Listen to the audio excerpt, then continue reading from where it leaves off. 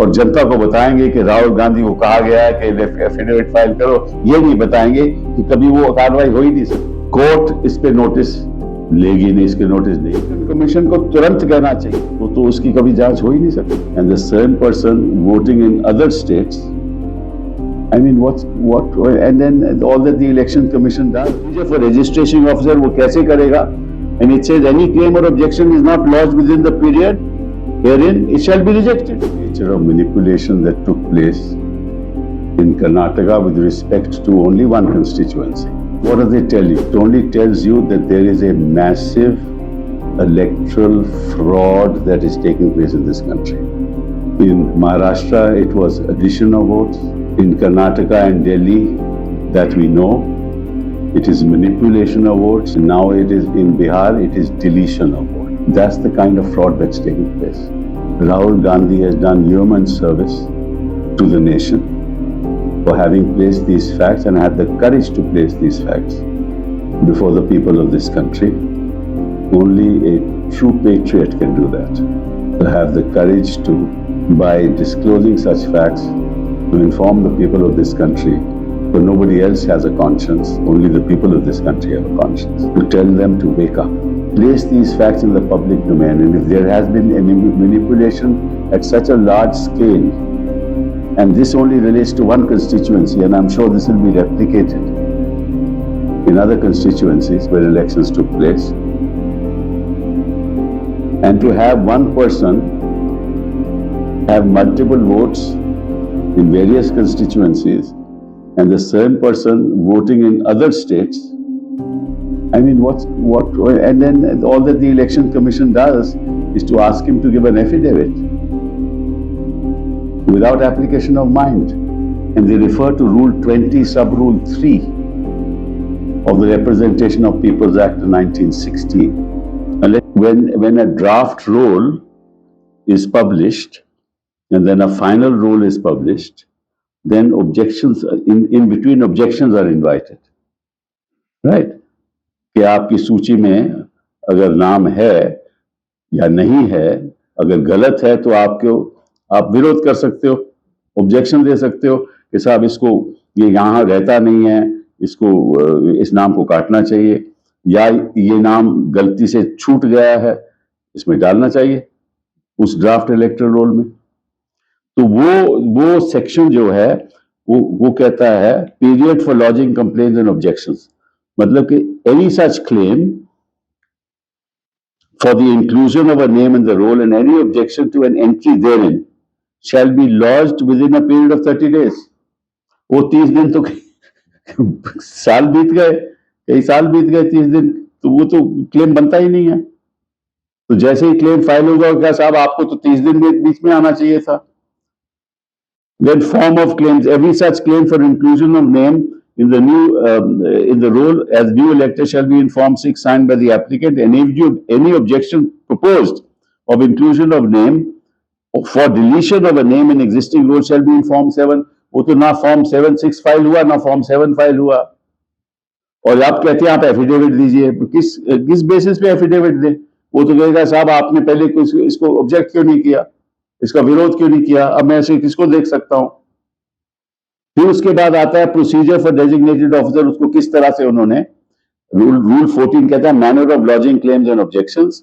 फिर procedure for registration officer वो कैसे करेगा, and it says any claim or objection is not lodged within the period herein it shall be rejected. तो पीरियड में तो लॉज हुआ ही नहीं, तो रिजेक्ट करेगा ही, तो फिर एफिडेविट किस चीज का? मुझे तो मजाक हो गया। एक तो आप इस पे इसको नजरअंदाज करते हो, इसको गहराई से देखना नहीं चाहते, फिर राहुल गांधी को कहते हैं कि एफिडेविट फाइल करे, और उस प्रोसीजर से जबकि वो क्लेम हो ही नहीं सकता कि वो 30 दिन में करना है। वो 30 दिन तो कई सालों के बीत गए। मतलब कि अगर इलेक्टोरल फ्रॉड हो रहा हो और उस 30 दिनों में आपको पता ना हो, तो उसकी कभी जांच हो ही नहीं सकती। इसका मतलब तो ये हुआ ना, अभी हम कह रहे हैं कि इतना बड़ा फ्रॉड है, इसमें कुछ लोग शामिल हैं नेचुरली वही लोग शामिल होंगे जिस पार्टी के पक्ष में ये हो रहा है, वही लोग शामिल होंगे ना।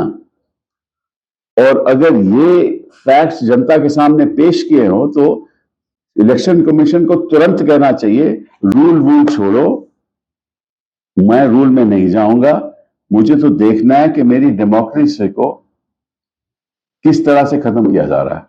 फिर तो हम कहेंगे कि इलेक्शन कमीशन वाकई में एक इंडिपेंडेंट बॉडी है। वो कहते हैं कि आप जाकर वहां अपना एफिडेविट फाइल करो, और ऐसे रूल के अंतर्गत जहां कोई जांच हो ही नहीं सकती, ये अपने आप में मजाक हो गया ना। उसी 1960 रूल्स के अंतर्गत कार्रवाई हो ही नहीं सकती। तो ये तो एक मतलब के अब किया क्या जाए, सवाल ये उठता है कि किया क्या जाए। इलेक्शन कमीशन कोई जांच करेगी नहीं। मैं तो सोचता हूं कि कोर्ट को भी सो मोटो नोटिस लेना चाहिए, नोटिस लेगी नहीं। पॉलिटिकल पार्टी से पास के कोई ऐसा साधन नहीं है, क्योंकि इलेक्शन खत्म हो जाता है, रिजल्ट डिक्लेयर हो जाते हैं, उसके बाद पता चलता है कि कितनी बड़ी धांधलेबाजी है ना। और उस 30 दिन तो बीत जाते हैं, तो कभी इसकी जांच नहीं होगी, तो फ्रॉड होता रहेगा, जांच होगी नहीं। और अगर राहुल गांधी एक वाकई में देशभक्त होकर ये बात जनता के बीच में लाएं, तो कहेंगे कि आप साहब एफिडेविट फाइल करो किसी रूल के अंतर्गत, हम इसमें वैसे जांच नहीं कराएंगे।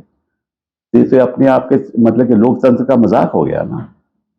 तो मैं समझता हूं कि इलेक्टोरल पार्टीज को इसको गंभीरता से लेना चाहिए, और ये कहना चाहिए अगर ऐसे ही चलता रहेगा तो फिर हम काहे को चुनाव लड़ रहे हैं, किस लिए चुनाव लड़ रहे हैं? कि आप धांधलेबाजी करो, और धांधलेबाजी के बाद आप इलेक्ट हो जाओ कि फिर आपको जनता ने हमें इलेक्ट किया है, इस तरह से, इस फ्रॉड से जनता ने इलेक्ट किया है, और आपकी लिजिटिमेसी हो जाए, और फिर आप सरकार बना लो।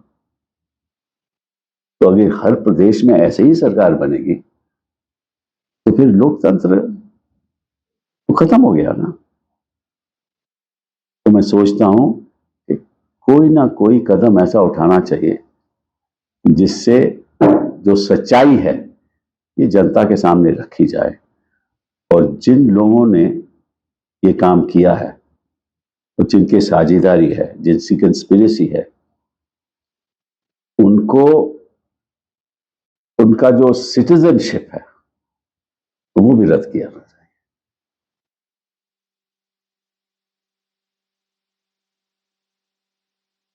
और आगे की बातें मैं कुछ दिनों में आपके सामने रखूंगा। अब I hope that the election commission takes us seriously, takes political parties seriously in this matter. बहुत बहुत धन्यवाद।